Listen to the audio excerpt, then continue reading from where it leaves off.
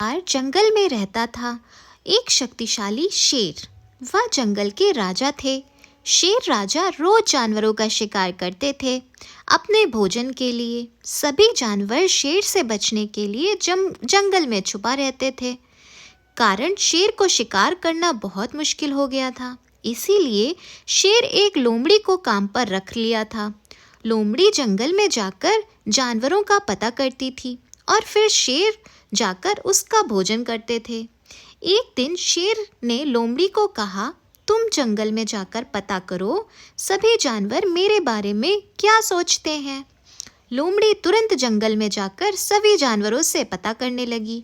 फिर शेर को आकर कहा, महाराज, आप सभी जानवर को आसानी से पकड़ सकते हैं, इसीलिए जंगल के सभी जानवर आपसे डरते हैं। जंगल में आपसे ज़्यादा तेज और कोई भी नहीं है। महाराज, आप इस जंगल के शक्तिशाली राजा हो, लेकिन ये अगर चुपके से आपको जानवर का पता नहीं देती तो आप भूखे ही रहते। अगर मैं एक दिन की भी छुट्टी लूं तो आप उस दिन भूखे रह जाएंगे। अगले दिन लोमड़ी ने छुट्टी ले ली। शेर सारा दिन लोमड़ी का इंतजार करते करते परेशान होकर खुद शिकार करने निकला। रास्ते में उसने एक खरगोश को देखा। शेर चुपके से खरगोश की ओर जा रहा था, लेकिन खरगोश अपने लंबे कानों से शेर के पैरों की आवाज़ सुन लेता है और वह वहाँ से भाग जाता है। लेकिन खरगोश ज़्यादा दूर नहीं भाग पाया। शेर ने उसे पकड़ लिया। फिर उसे खाने वाले थे। उसी समय शेर ने एक हिरन को देखा। हिरन उधर घास खा रहा था। शेर ने सोचा, यह खरगोश तो बहुत छोटा है, इससे मेरा पेट नहीं भरेगा, मुझे तो उस हिरन को पकड़ना चाहिए।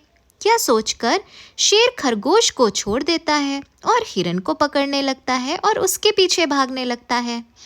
हिरन भागते भागते जंगल में झाड़ियों के पीछे छुप गया। शेर हिरन को इधर उधर बहुत ढूंढता रहा, लेकिन उसे हिरन नहीं मिला।